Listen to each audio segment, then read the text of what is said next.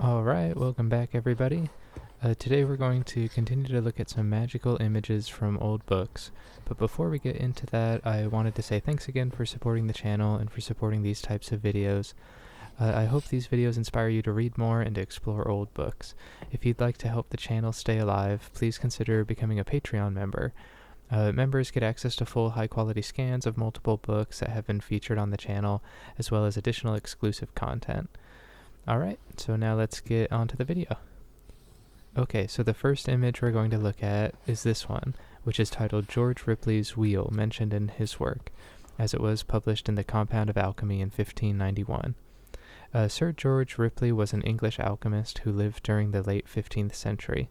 The image that we're looking at here is a reproduction which is printed in George Ripley's Compound of Alchemy, 1591, edited by Stanton J. Linden. We can see it was reproduced in his book by the permission of the Huntington Library in San Marino, California. The image itself is an emblematic representation of the process of developing the Philosopher's Stone, the goal of the alchemists. It says, George Ripley's Wheel, mentioned in his work. In the sun he puts his tabernacle, sun and moon blessed be ye. The clouds went away in the dearth, and soul converted into darkness and Luna into blood.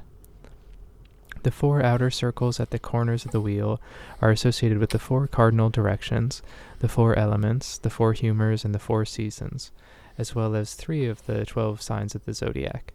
The 4 inner circles represent the 4 stages of the stone during its development. The bottom circle says, the dark profundity of the stone in the north, purgatory all imperfect, watery in quality, variable in color, the eclipse of the sun, Mercurius tenet aquam, north. In between these circles are poetical stanzas comparing the process of the development of the stone to the life of Jesus Christ.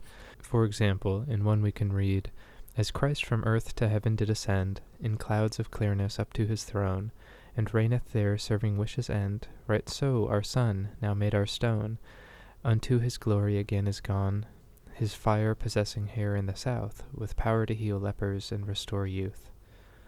Then in the center we can see the planetary orbits. At the very bottom we can see another chunk of text, and it reads, Our heaven this figure called is, our table also of the lower astronomy, which understood thou canst not miss, to make our medicine perfectly. On it therefore set thou thy study, and unto God both night and day, for grace and for the author pray. Alright, so now let's go on to the next image. So this is an image from Clarence Larkin's book, The Spirit World, which was published in 1921. It shows what the author claims to be the threefold nature of man. His description of that is as follows.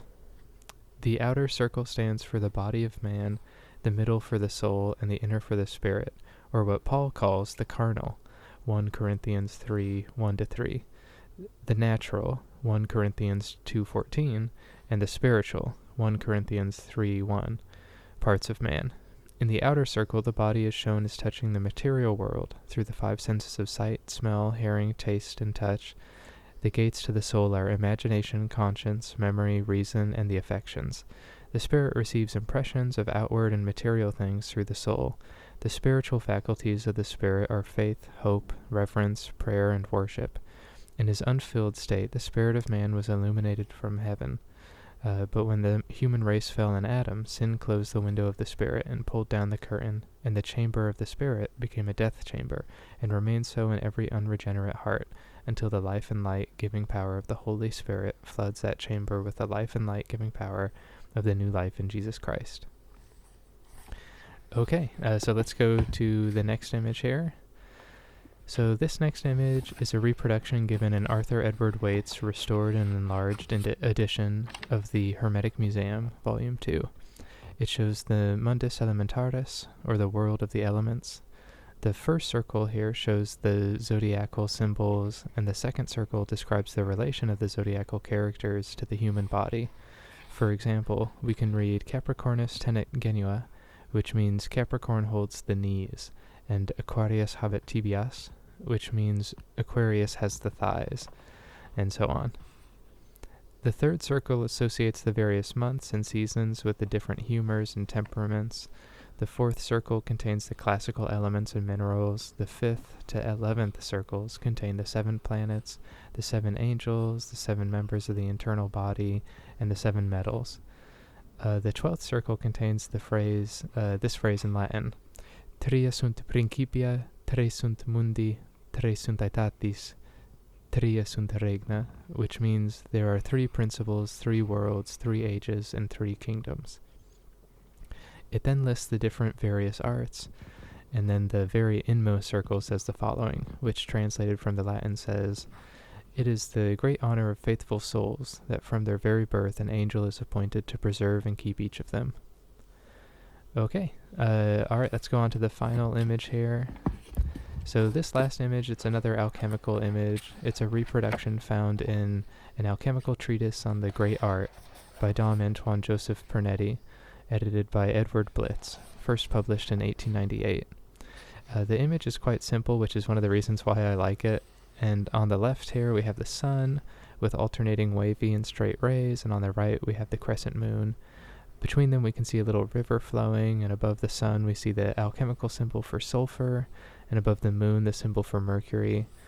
The original image was first published in Johann Conrad Barchussen's Elementa Chemiae in 1718. And here's an image from that original book showing the same illustration along with some other alchemical images. And that book, it's a great book for anybody interested in these kind of alchemical images. It's full of those sorts of things.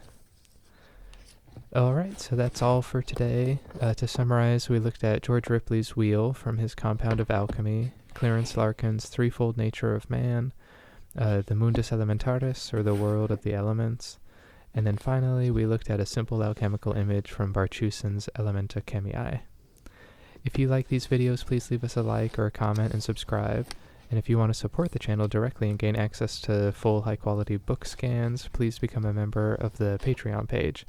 And you can follow the link in the description of this video to sign up for that.